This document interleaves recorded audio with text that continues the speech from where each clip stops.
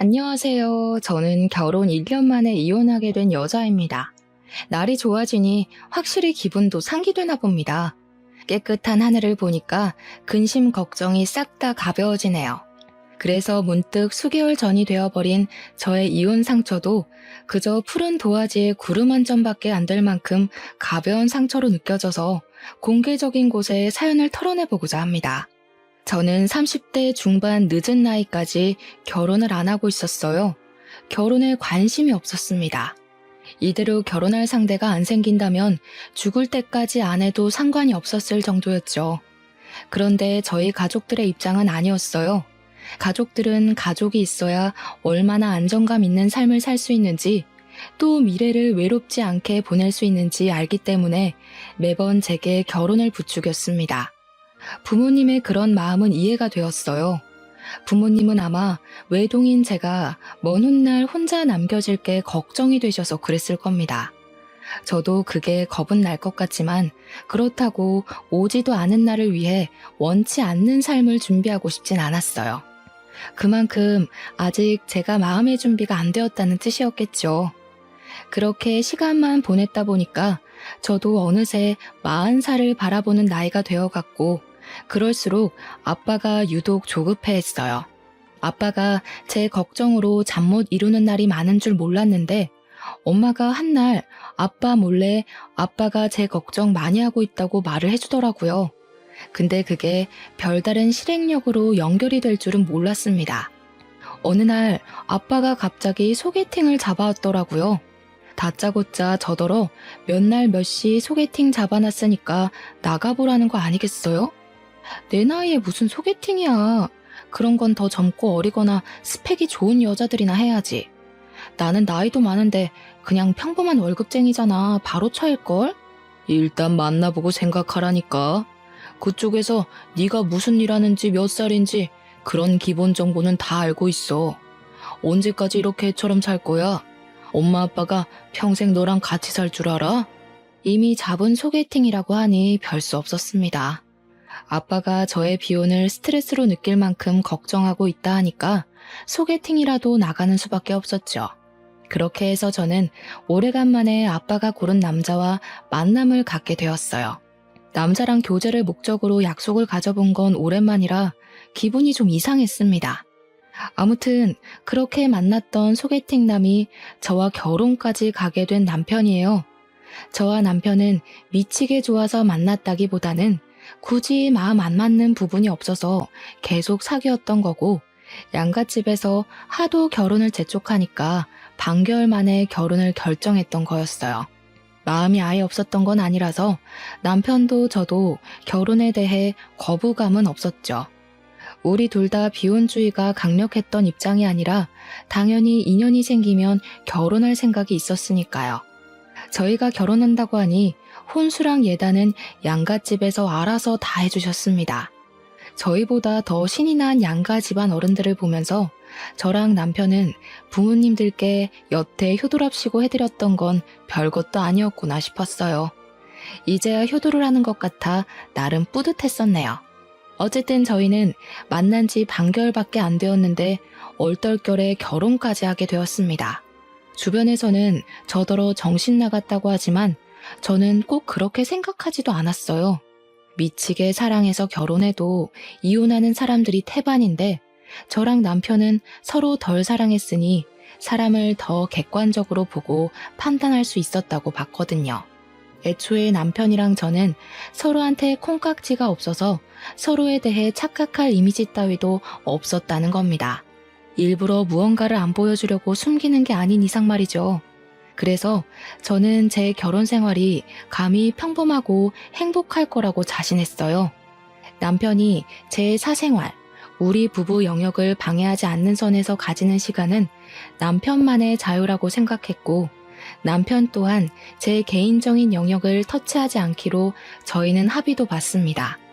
이런 건 서로 덜 사랑이기 때문에 덜 집착할 수 있어서 가능했다고 생각했어요.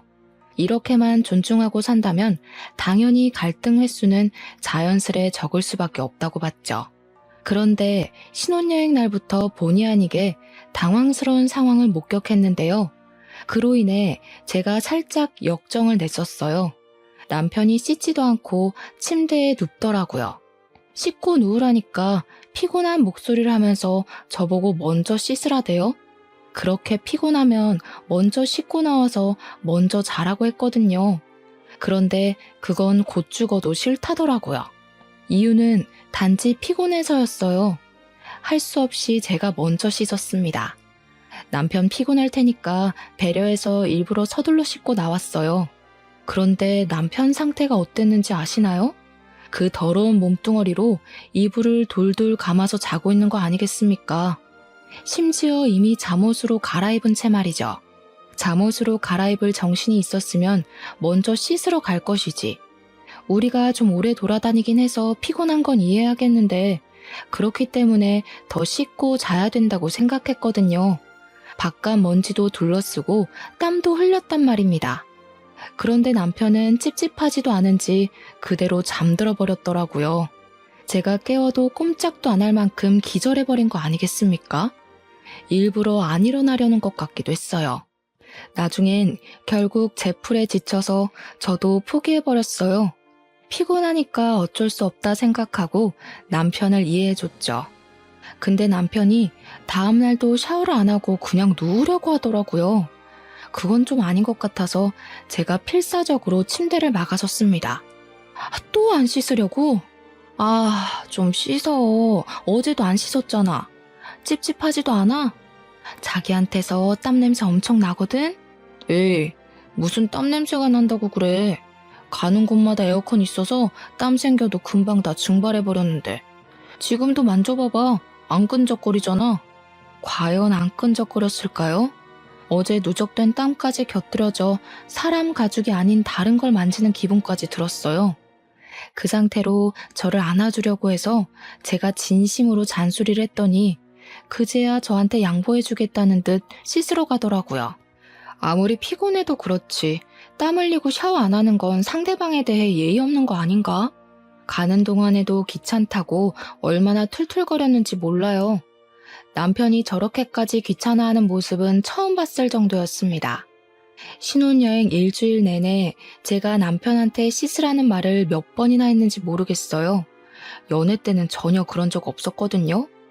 물론 우리가 같이 해외여행을 갔을 만큼 장기간 연애를 해본 건 아니라서 원래 이런 사람인데 제가 몰랐을 수도 있어요. 그래서 남편한테 원래 그리 잘 안 씻냐고 직설적으로 물어봤는데요. 씻지 왜 안 씻어? 사람이 안 씻고 어떻게 사냐? 네 반응이 재밌어서 괜히 장난치려고 그러는 거야. 그 말에 진심으로 긴장했던 마음을 놓았던 기억이 나요. 남편이 정말 잘 안 씻는 게으름뱅이일까봐 얼마나 놀랐다고요. 제가 더러운 걸 잘 못 참거든요. 더 명확히 말하자면 깔끔한 사람을 좋아해요. 근데 남편이 평소 차림새가 참 깔끔해서 제가 많이 좋아했었어요.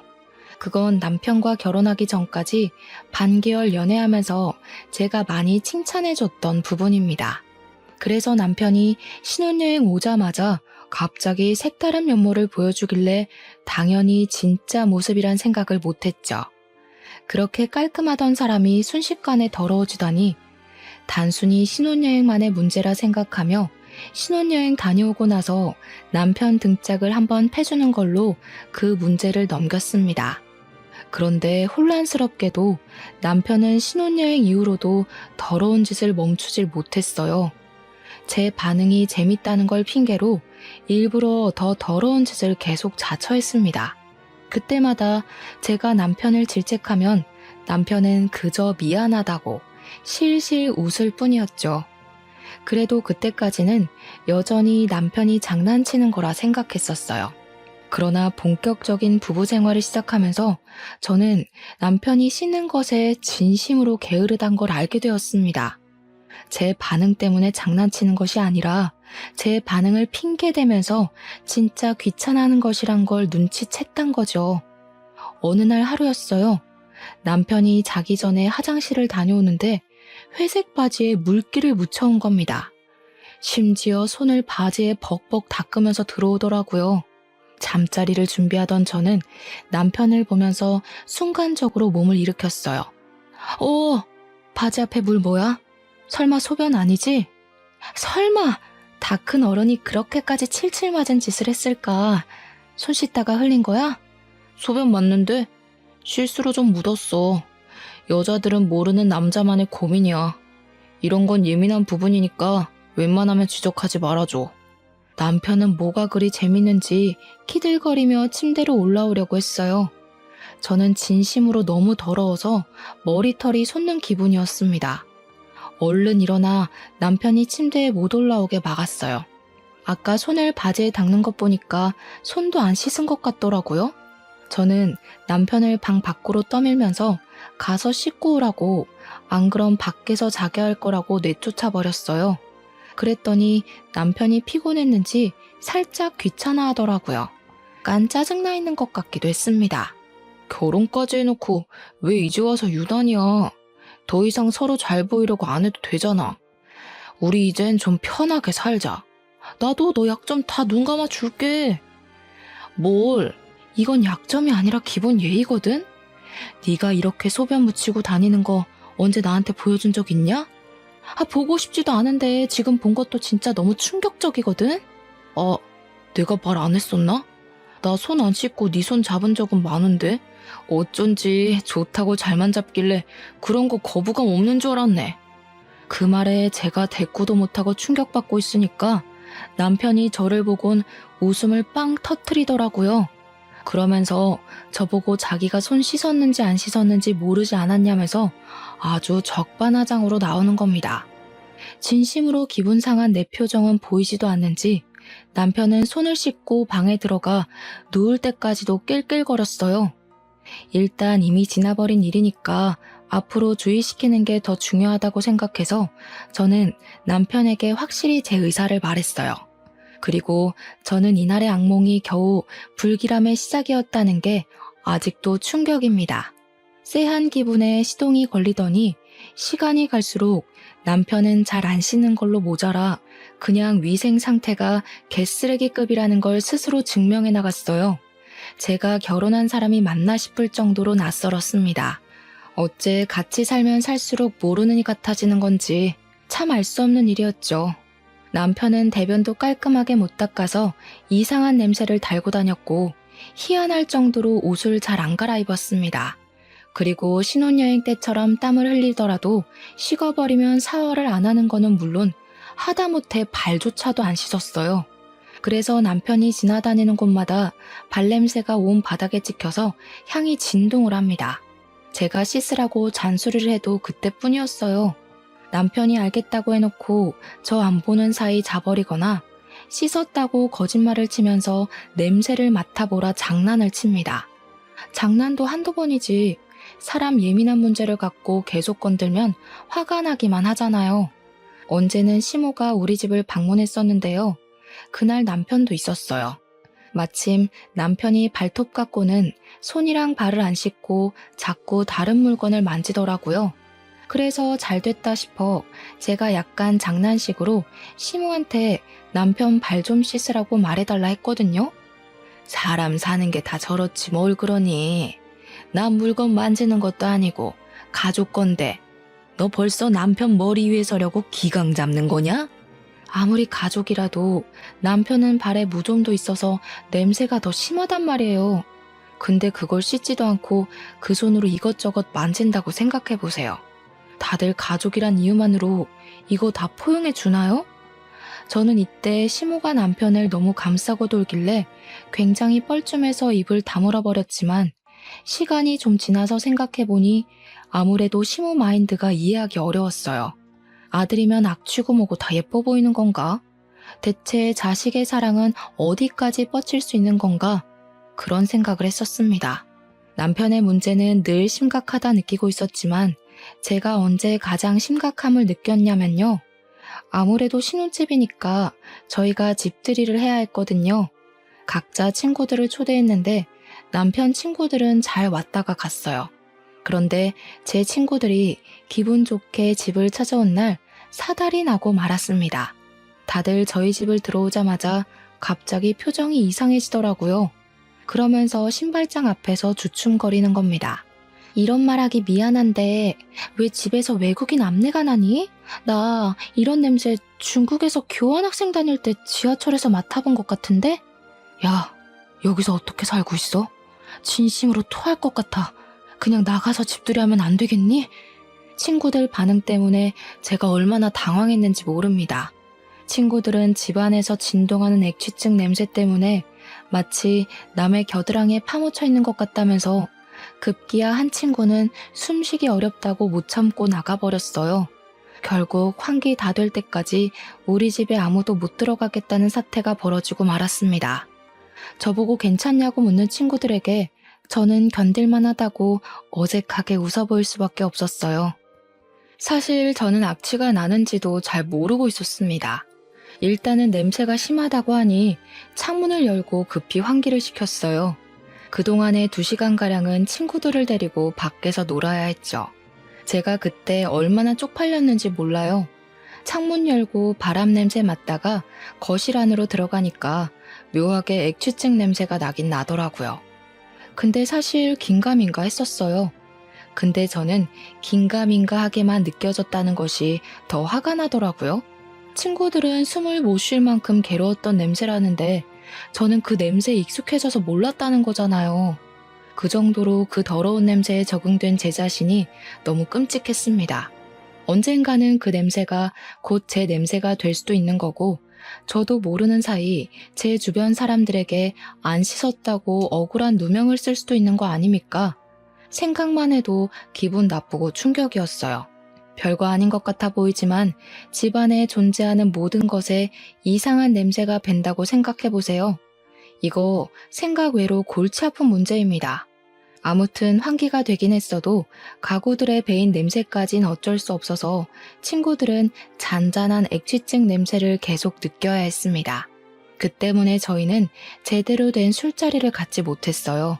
친구들이 음식에서 액취증 냄새가 나는 기분이라면서 입맛이 뚝 떨어진다고 하더라고요. 저 같아도 음식 먹는데 겨드랑이가 떠오르면 입맛이 없어질 것 같거든요. 친구들이 대체 이런 냄새 왜 나는 거냐고 저한테 조심스레 물어보기도 했는데요. 그때 저는 순간 제 남편을 언급하는 게 창피해서 사실을 숨기고 말았어요. 잘 모르겠다고 그리만 둘러댔죠. 그러니 친구들은 장난친다고 혹시 외국인 우렁각시 사는 거 아니냐, 외국인 하숙생 있는 거 아니냐, 남편이 외국인 아니냐, 온갖 외국인 얘기를 다 갖다 붙였습니다. 저도 부산에 놀러가서 해운대의 한 실내 공간에서 외국인 특유의 겨드랑이 체향을 맡아본 적이 있거든요. 그들이 있던 공간에만 들어가도 그 냄새가 가득하더라고요. 친구들이 대충 무슨 기분을 느끼고 있는지 알 것 같았어요. 그래서 우리 집에 오래 있다가 가라는 말도 할 수가 없었습니다. 저는 결국 악취 때문에 집들이를 망치게 되는 사태까지 벌어졌어요. 그렇게 씻어달라 부탁했던 남편은 친구들이 집들이 온다고 했던 그날도 씻지 않았습니다. 퇴근하고 집에 들어오자마자 남편은 친구들한테 인사만 하고서 바로 안방에 들어갔어요. 아마 또 씻지 않은 몸으로 침대에 올라가 누웠겠죠. 상상만 해도 이미 저의 한계치가 턱 끝까지 차올랐습니다. 그 시점 안방에 있던 남편이 코미디 프로그램을 보면서 웃는 목소리가 들리더라고요. 더는 못 참겠던 저는 한 소리 하기 위해서 안방으로 향했어요. 문을 열었더니 남편이 무좀 걸린 발을 긁으며 그 손으로 리모컨 만지는 걸 목격했습니다. 저를 본 남편은 친구들 잘 보내줬냐고 속 편한 소리만 해댔어요. 저는 이대로는 더 이상 변화가 없을 것 같아서 결국 남편한테 최후의 선언을 하였어요. 아무래도 당신 좀 심한 것 같다. 이렇게 살다간 나까지 후각이 고장날 것 같아. 당신 병원에 날 잡아서 액취증 수술하러 가자. 뭐? 뭔 수술? 내가 수술을 왜 해? 나 얼마나 건강한데. 그리고 쓸데없이 겨드랑이 뭐하러 수술하냐? 돈이 남아 돌아? 사람 죽는 것보단 돈이 빠듯한 게 나아. 지금 이 방에도 악취가 진동을 한다고. 내 친구들이 오죽했으면 우리 집에 외국인 사냐고 물었겠어. 그 와중에 남편이 무좀을 얼마나 긁었으면 까만 이불에 발에서 떨어진 각질들이 나뒹굴고 있었습니다. 그마저도 제 눈에 엄청 거슬렸어요. 남편은 혼자 쓰는 침대도 아니면서 꼭 한 번씩 저런 식으로 이불에 더러운 짓을 저질렀습니다. 제발 무좀 관리도 좀 받아. 무좀도 배우자한테 옮길 수 있다는 거 몰라? 그리고 더럽게 왜 자꾸 잠자는 자리에서 발을 긁고 난리야. 당신 때문에 나까지 무좀 옮으면 나 진짜 집 나가버린다. 제가 악에 받쳐서 소리치자 남편은 그제야 자기 발 각질 때문에 그러냐면서 이불 위에 있는 이물질을 탈탈 털어서 바닥으로 죄다 떨어뜨렸습니다. 그 모습을 보는데 정말 기가 막혀서 말이 안 나오더라고요. 내가 안 씻어서 그런 거지 수술은 뭔 수술이야. 나도 누구 만나거나 필요할 땐 씻어. 특히 양치는 매일 하고 있고 한 번씩 사우나 가고 싶으면 씻고. 그게 다야? 고작 그런 걸로 떳떳하다 자랑하는 거냐? 다른 사람들은 매일 씻는 걸 도대체 당신은 왜 못해? 매일 씻는 건 상식이라고. 그거 다 편견이야. 나 봐. 매일 안 씻어도 엄청 건강하잖아. 그리고 씻어봤자 일하러 가면 5명 보는 게 다인데 뭐하러 굳이 때 빼고 광내겠어? 남편은 부동산 사무실에서 일하고 있습니다. 찾아오는 사람이 그리 많지 않아서 출근하면 잠만 잔다는 걸 우연히 들었어요. 남편이 복장은 깔끔하게 입는 편이라 사람들이 겉으로 보기엔 멀쩡한 줄 압니다. 향수를 얼마나 뒤집어 쓰고 다니는지 악취가 느껴지기 전에 향수 냄새에 놀라서 코를 막을 정도로 뿌려서 남편과 철썩 붙어있지 않는 한 웬만큼 냄새는 또 안 느껴지더라고요.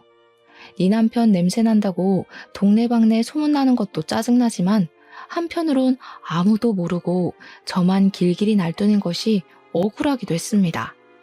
왠지 제가 예민해서 남편을 못살게 구는 것처럼 비치는 것 같았거든요. 날 위해서 노력해줄 순 없는 거야? 내가 당신이랑 아무것도 못하겠다잖아. 우리 신혼인데 이게 뭐냐고. 날 아내로 생각한다면 수술 받고 무좀 약도 타먹고 노력하는 척이라도 좀 해.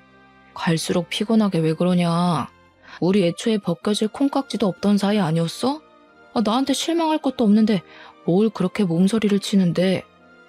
남편은 귀찮다고 제 말을 못 들은 척하며 그대로 누워서 자는 척을 했어요. 발 각질이 나뒹굴던 이불 위를 그대로 눕는 남편을 보고 저는 또 오만정이 다 떨어져 버렸죠. 이미 턱끝까지 차올랐던 한계는 제 이성을 그만 놓게 만들었습니다. 저는 끝내 그날 이후로 남편에게 각방을 선언했고 그제야 제가 성났다는 걸 인식한 남편은 얼렁뚱땅 미안하다는 말을 했습니다. 당연히 남편은 그 사과도 그저 말뿐이었어요. 저와 화해를 하기 위해 무언가를 행동으로 보여주는 건 전혀 없었습니다. 그렇다고 저희 부부 문제로 어른들에게까지 걱정 끼치고 싶진 않았어요. 그래서 각자 부모님 앞에서 티를 내진 않았습니다. 당연히 집안 행사가 있으면 문제 안 되게 착실히 이행했죠. 그나마 불행 중 다행이었던 건 시댁이 제사도 안 하고 명절도 안 지낸다는 것이었습니다. 두 분은 결혼하기 전에도 말씀하셨던 건데 명절 때마다 여행을 간다고 했었어요. 그래서 우리더러 친정을 가든지 여행을 가든지 알아서 하래서 그건 얼마나 좋았는지 몰라요. 결혼한 친구들도 저보고 유일하게 결혼 잘했다고 말해주는 부분이 바로 이 부분이었습니다. 그래도 남편이 친정에 가서는 우리 엄마가 시키는 대로 손도 씻고 나름 멀쩡한 사람인 척 하더라고요. 근데 그걸 보니 문득 나랑 연애할 때도 내가 보는 곳에서만 저런 식으로 멀쩡한 사람인 척 했겠구나 싶은 겁니다. 그 순간 잠깐 다스리고 있던 감정이 울컥 올라올 뻔했습니다. 뭔가 속아서 결혼한 기분이라고 해야 하나요? 신중하지 못해서 어른들 등살에 밀려 바로 결혼을 선택해버린 제 실수도 문제였지만 남편이 솔직하게만 말해줬어도 여기까지 오는 일은 없었을 텐데 아무리 생각해도 화가 났어요. 친정에 있는 동안 내내 이걸 부모님한테 일러바쳐서 합가를 해야 하나 심하게 고민했습니다. 그러나 결국엔 또 고민뿐이었죠. 그렇게 무려 5개월이 더 지났고 저랑 남편은 그때까지도 각방을 쓰고 있었습니다. 중간중간 남편이 몇 번 화해 시도를 했었거든요. 그런데 그때마다 제가 의견을 굽히지 않고 수술하라 했더니 남편이 끝까지 수술은 하기 싫다고 하더라고요. 자기는 그 정도로 심각한 사람이 아니래요. 안 씻어서 그렇지 씻으면 없어질 냄새라나 뭐라나. 그래서 그럼 매일 씻으라고 하면 그건 또 뭐라고 변명하는 줄 아십니까? 지키지 못할 약속을 해버리면 나중에 제가 더 크게 실망할까봐 감히 약속을 못하겠다고 하는 거 아니겠습니까? 말만 미안하다 할 거면 왜 자꾸 저한테 말을 거는지 모르겠어요. 저는 남편의 반복적이고 똑같은 패턴의 사과를 더 이상 들어주지 않기로 했습니다. 그러니 제 태도에 기분 상한 남편이 우리 사이의 갈등을 끝내 시모한테 일러바쳤나 보더라고요. 아니나 다를까 시모가 직접 우리 집까지 행차하신 거 아니겠어요? 생긴 건 길바닥에 떨어진 음식도 주워 먹게 생긴 것이 어지간히 깔끔 떠는 편인가 보구나. 우리 아들이 뭐가 더럽다고 수술까지 하라 그랬니? 어머님 들으셨어요? 어디서 어디까지 들으셨는지 모르겠는데 일단 남편이 위생 개념이 너무 없는 것 같더라고요. 그중에서 겨드랑이 냄새는 원래 그런 건지 갈수록 더 심해지는 것 같길래 수술 좀 권유해 본 거예요. 사람이 사람 냄새 달고 다니는 게 병자 취급당해야 될 정도인 줄은 몰랐네. 너는 냄새 안 날 줄 아니? 에휴, 남편이 바깥일하고 오면 고생했다고 밥상이나 맛있게 차려줄 것이지. 어디 냄새 난다고 구박을 해. 그게 고생의 흔적이라는 거 몰라? 어머님, 요즘 부동산에 사람 없어서 직원 급여 주기도 빠듯한 거 말 못 들으셨어요? 남편 출근하면 잠만 퍼질러 자고 온대요. 그리고 바깥일은 저도 한다고요. 적어도 같이 사는 사람에 대한 예의는 지켜야 저도 남편을 존중해줄 마음이 생기죠. 이대로면 저희 아이도 못 가진다고요. 내가 살다 냄새나서 애 못 가질 수도 있다는 얘기는 처음 들어본다. 괜히 네 몸 어디 문제 있는 걸 내 아들 핑계대면서 슬금슬금 밑밥 가는 거 아니니? 대화의 전개가 왜 이렇게 연결됐는지 잘 모르겠지만 시모는 뜬금없이 제 불임을 의심했습니다. 어떻게 결혼한 지 1년이 다 되었는데 아이 소식이 없냐고 저를 타박하기 시작했죠. 그런 시모를 보니까 뭐든 그냥 제 문제로 만들려고 하는 못된 신부가 보였어요. 그래서 솔직하게 말씀드렸어요. 자기 아들 문제는 자꾸 회피하시는 것 같길래 그 이유를 언급하면서요. 남편이 더러워서 각방 쓴 지 오래됐어요. 남편 옆에만 누우면 저절로 구역질이 나오려고 해서 도저히 한 입을 못 덮겠더라고요. 그런 사람이랑 아이를 어떻게 만들어요? 아기 씨가 이미 남편 몸 안에서 다 죽었겠어요. 또 몸은 얼마나 긁어대는지. 저희 방 이불 까만색인데 하얀 가루가 드글드글해요. 지금 보러 가실래요? 제가 시모를 앞장서 안방으로 가려고 하니까 시모가 짜증이 났는지 표정 썩히면서 저더러 건방이 하늘을 찌른다며 다짜고짜 뺨을 때렸습니다. 손찌검을 당할 줄은 몰랐기에 저 그때 상당히 당황했었어요.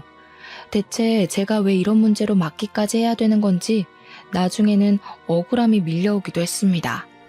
그럼 내 아들이 여태 외롭게 지냈다는 거냐? 어디서 이런 불려우 같은 게 들러붙어선 감히 내 아들을 외롭게 만들어? 그렇게 내 아들이 냄새나고 더러우면 아예 집을 나가버리지 뭐하러 각방만 쓰고 앉았니? 말씀 잘하셨네요. 안 그래도 남편이 너무 고집부려서 이젠 그만 포기하려고요. 도저히 어머님 아들이랑 한 지붕 아래 사는 거 구역질나서 안 되겠어요. 여기 더 있다간 없던 병까지 걸릴 지경이라니까요. 저는 시모를 내버려 두고서 시모 보란 듯이 바로 가방을 챙기러 자리를 떴습니다. 간단히 짐만 챙겨서 나왔어요. 시모는 기가 차서 저를 지켜보고만 있더라고요. 그 순간 나가기 전에 갑자기 어떤 생각이 번뜩 떠오른 겁니다. 발길을 돌려 시모한테 다가가 냄새를 맡아봤어요. 그러니 시모가 기겁하면서 저를 기겁하면서 밀어내더군요. 어머님, 어쩐지 어머님은 이 집에 오랜만에 들어오는데도 아무렇지 않길래 이상하다 했어. 어머님도 앞내 너무 심각하네요? 솔직히 말해보세요. 주변에 사람들 안 오죠? 곁에 왔다 하더라도 아마 다들 속으로 욕했을걸요? 어머님도 지금 아드님이랑 똑같이 병자니까. 뭐? 이 년이 진짜 막 나가기로 작정했나? 집 나가려니까 눈에 뵈는 게 없는 거야? 나, 네 시엠이거든? 예의 없게 무슨 짓이야? 예의를 갖췄기 때문에 어머님이라고 불러드리고 있는 거잖아요. 대신 저 이 집 문턱 나가면 더 이상 어머님 며느리 안 할 거라서 말은 예쁘게 못해요. 근데요. 지금 보니까 어머님도 냄새 심한데 혹시 그동안 시댁 못 오게 했던 이유가 이거예요? 실제로 저는 남편과 연애부터 결혼 생활을 하면서 단 한 번도 시댁을 가본 적이 없습니다. 그냥 밖에서 시댁이라는 아파트 건물만 봤을 뿐이었어요. 시댁을 방문할 기회가 없었던 것도 아니었거든요. 근데 시댁과의 모든 약속은 전부 다 밖에서 해결했어요. 결혼 인사를 갔을 때도 외식을 했고, 신혼여행 다녀오고 나서 인사를 드리러 갔을 때도 외식을 했죠. 시부모님 두 분 생신을 챙길 때도 외식을 하였습니다. 제사도 안 하고 명절도 없으니 제가 몰래 시댁을 찾아가지 않는 이상 시댁을 가볼 이유가 없더라고요. 한번 가볼 마음은 있었지만 일을 다니다 보니까 귀찮아서 자꾸 미루는 바람에 그마저도 못 가봤네요. 근데 그날 시모에게서 나는 체향을 맡아보니까 설마 시댁에도 우리 집에서 나는 악취랑 비슷한 냄새가 나서 그러나 싶더라고요. 그저 추측으로 물었던 건데 시모 얼굴이 순식간에 벌개지는 것을 보니 전곡을 찌른 것 같기도 했습니다. 그건 아직도 확인되지 않은 의문이긴 하나 왠지 맞는 듯 했어요. 저는 괜히 평생 냄새에 절여서 익숙해져 온 시모가 불쌍해서 어깨를 톡톡 두들겨 주었어요. 그리곤 신발장으로 가 신발을 신었죠. 참, 손주발하셨죠? 어디서 들었는데 액취증이 유전 가능성 높다더라고요. 저 절대 어머님 집안 혈육 안 낳아줄 거예요. 애 불행하게 만들 일 있어요? 제가 볼 땐 어머님 아들은 함부로 방생하면 안 될 것 같아요. 그냥 병자 아들 끼고 끼리끼리 사세요. 괜히 남의 집 딸내미 건강 망쳐서 원망 사지 마시고요. 저의 마지막 인사말에 시모는 더 이상 참지 못하고 제게 달려왔는데요. 저 얼른 현관을 빠져나와 문을 닫아버렸습니다. 계단을 뛰어내려와 버렸죠. 실내에서 시모의 목소리가 얼마나 쩌렁쩌렁하게 울리던지 그렇게 그 집을 탈출하게 되었어요. 원래는 그날 이혼을 할 생각은 아니었거든요. 남편이랑 언제 진지하게 이혼 얘기를 해볼까 날짜를 정하고 있었을 뿐이었어요. 근데 마침 시모가 찾아와서 제 속을 들들 볶아주는 덕에 무작정 저질러버린 거였죠. 어쨌든 그날 친정으로 가자마자 남편한테 곱게 합의 이혼하자고 문자를 보냈어요. 그런데 의외로 남편이 당황해서 전화가 왔더라고요. 남편이 그동안 제 잔소리를 귀찮아해서 좋아할 줄 알았는데 느닷없이 저를 붙잡는 거 아니겠어요? 무슨 소리야? 이혼이라니? 각방 쓰는 것까진 내가 봐줄 수 있는데 이혼으로 협박하는 건 아니지. 아무리 우리가 적당히 좋아하는 마음으로 결혼했다고 해도 이렇게 쉽게 이혼하는 게 말이 돼? 결혼한 지 이제 겨우 1년 넘었는데 우리가 애초에 그 정도의 마음으로 결혼한 이유가 뭐였는데 서로한테 미쳐서 결혼하면 그만큼 서운한 것도 많아서 존중도 못 해주고 마음도 빨리 식어서 그런 거 아니었어? 나도 당신이랑 살면서 이딴 이유로 이혼하게 될 줄은 몰랐다. 그러게 적당히 했어야지. 네 멋대로 하고 살 거면 결혼을 왜 했니? 이미 너네 엄마랑은 말 끝냈으니까 거기랑 얘기해. 야, 일단 만나서 얘기해. 우리 엄마가 쓸데없는 소리 했지? 엄마는 무조건 부정적으로 얘기하는 사람이라서 귀 기울여 들을 필요 없어. 내가 다시 설명할게. 나 매일 씻을 테니까 우리 천천히 얘기해보자. 남편은 제가 시모한테 혼쭐 나면 고개 숙이고 한 발 물러날 줄 알았나 봅니다. 그랬는데 제가 바로 이혼 통보를 해버리니 당황스러웠겠죠. 근데 남편이 진짜 이혼만큼은 하기 싫었나 봐요. 남편 입에서 매일 씻겠다는 말이 나올 줄은 몰랐는데 의외였어요. 심지어 필요하면 수술도 흔쾌히 하겠다고 난리대요. 수십 번이나 기회를 줬는데 절벽 끄트머리로 내몰리니까 그제야 무서운가 보지? 그렇게까지 고집 부려야 말 듣는 놈이랑은 더 이상 못 살아. 비 맞춰주기도 싫고. 또 이미 네 엄마한테 뺨 맞은 게 기분 나빠서 어머님으로 모시고 싶지도 않아. 맞았어? 엄마가 때렸다고? 엄마가 그런 말은 없었는데. 내가 가서 혼내줄게. 내가 다 잘못했어. 너 아니면 누가 나 같은 거랑 결혼해준다고. 나 이대로 이혼하면 죽을 때까지 혼자 살아야 될지도 몰라. 그게 내가 바라는 거야. 넌 제발 결혼하지 말고 혼자 살아줘. 그 썩은 몸뚱아리를 또 누구 주려고. 너 하나 살자고 다수를 죽이는 건 좀 아니지 않아? 대체 어쩌다가 그 지경으로 컸는지 모르겠는데 제발 이 계기로 위생 개념 좀 갖췄으면 좋겠다. 남편은 제 말에 더 이상 매달리지도 않고 아무 대답이 없었습니다. 답이 없길래 저도 그냥 합의서 도장 찍을 일 생기면 연락하라고 말한 뒤 끊어버렸어요. 그 뒤로 한 일주일은 지났을 겁니다. 남편은 이혼 안 해주고 그 정도만 버티다가 결국 자기도 어쩔 도리가 없었는지 도장을 찍었어요. 어떻게 보면 더러운 부분 말고는 잘 맞았으니까 결혼까지 간 게 아닌가 싶은데 한편으로는 더러운 것이 드러나자마자 좋았던 장점이 다 가려질 만큼 단점이 컸다는 거잖아요. 그렇기에 아쉬운 이유는 아니었습니다. 다만 사람 대 사람으로서 그런 식으로밖에 못 살고 있는 남편의 인생이 안타깝긴 하네요. 자기가 이혼당한 이유를 부디 수치스러워해서 앞으로는 관리 좀 하길 바랄 뿐입니다. 속은 시원했지만 저도 이혼을 했다는 것 자체는 참 상처고 속상한 일이었습니다. 한동안 직장 일도 손에 안 잡혔을 만큼 정신이 딴 곳에 팔려있기도 했어요. 그런데 저의 이혼에 대해서 저보다 더 가슴 아파하는 사람이 한 분 있었는데요. 바로 우리 아빠였어요. 제가 이혼을 해서 가슴 아파했다기보단 자기가 소개해준 사람이 그 모양 그 꼴이었다는 것에 죄책감을 느끼시는 것 같았습니다.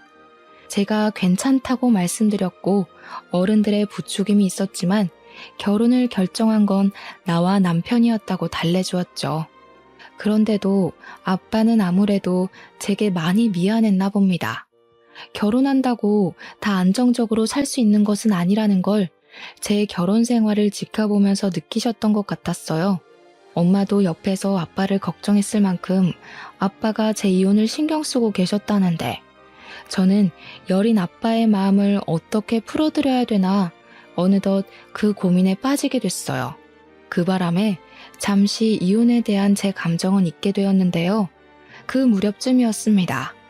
퇴근하고 귀가 중인데 갑자기 엄마한테 전화가 오더라고요. 받았더니 아빠가 집 근처 파출소에 있다고 그리로 오라는 거 아니겠어요?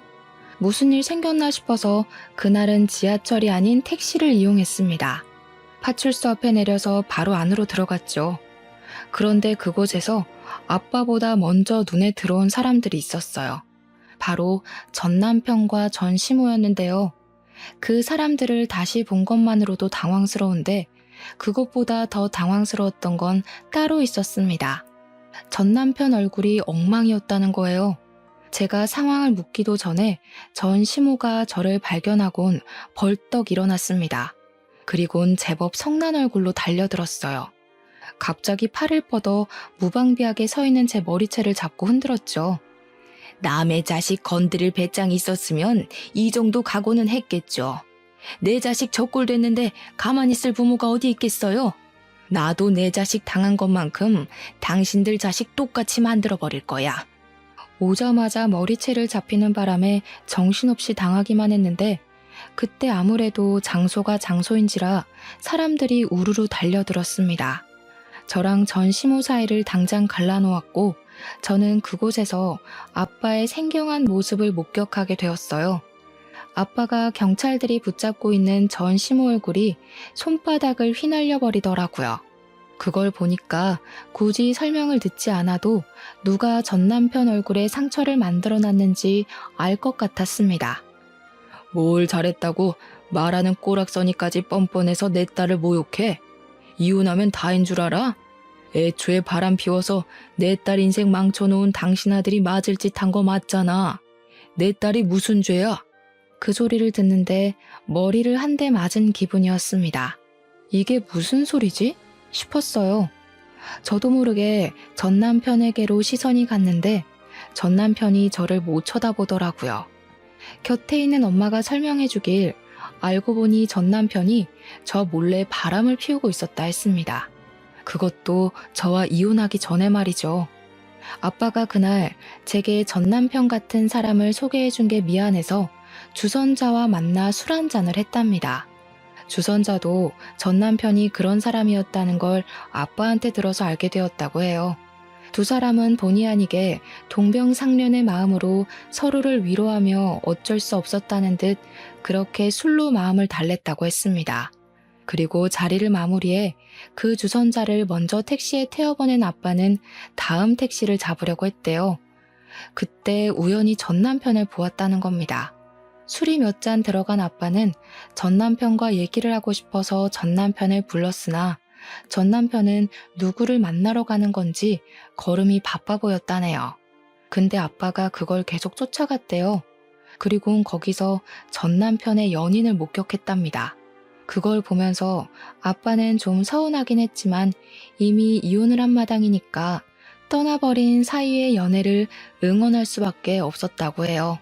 그렇게 걸음을 돌리려는 순간 전 남편이 한 말 때문에 아빠가 그곳에서 전 남편을 향해 폭력을 휘두른 것 같았어요. 전 남편이 자신의 연인을 향해서 나한테 뭐라도 빼먹고 이혼하려 했는데 그러지 못해 시간만 허비하다 헤어졌다고, 이렇게 빨리 이혼할 줄 알았으면 차라리 합가해서 자기 엄마 집안일 쉬게 하고 나를 가사노동 시킬 걸 그랬다며 키들거렸다는 겁니다. 그 얘기를 듣는데 전 남편의 더러운 습관을 조금이나마 안쓰러워했던 제 자신이 후회스럽더라고요. 저는 바로 전 남편한테 가서 풀스윙으로 가방을 휘둘렀어요. 귀싸대기를 제대로 맞은 전 남편은 그대로 의자에서 나가 떨어졌습니다. 나도 너처럼 더러운 새끼랑 사느라 손해만 봤는데 돈도 못 받고 이혼해서 억울하더라. 야, 고맙다. 가는 길 아쉽질 말라고 이렇게 위자료까지 챙겨주려고 하네. 덕분에 소송할 게 아주 쏠쏠해졌어. 그날로 저는 상간녀 소송을 준비하게 되었습니다. 그쪽에서 아빠를 폭행죄로 고소할 거라길래 저도 시무를 폭행죄로 고소하겠다고 했더니 전 남편이 결국 아빠의 폭행 문제는 합의를 해줬어요. 이혼으로 끝인 줄로만 알았던 관계가 드디어 끝난 거라고 봐야 했어요. 만약 아빠가 알아내주지 못했다면 저는 전 남편에게 영원히 바보 전처로 기억되었을 거예요. 아빠는 저의 구세주입니다. 제가 지금도 그렇게 말해주고 있어요. 더러운 전쟁 같았던 제 사연 읽으면서 눈살 찌푸리진 않으셨는지요? 다른 무거운 고민과 달리 별 시덥지 않은 고민처럼 들렸을지 모르겠지만 제겐 일상생활이 송두리째 흔들렸을 만큼 괴로운 하루들이었습니다. 지금은 벗어나서 그저 평범한 삶이 감사하기만 하죠. 그러니 별것 아닌 것처럼 보이는 제 사연에도 응원 한마디씩 해주시면 감사하겠습니다. 들어주셔서 고마워요.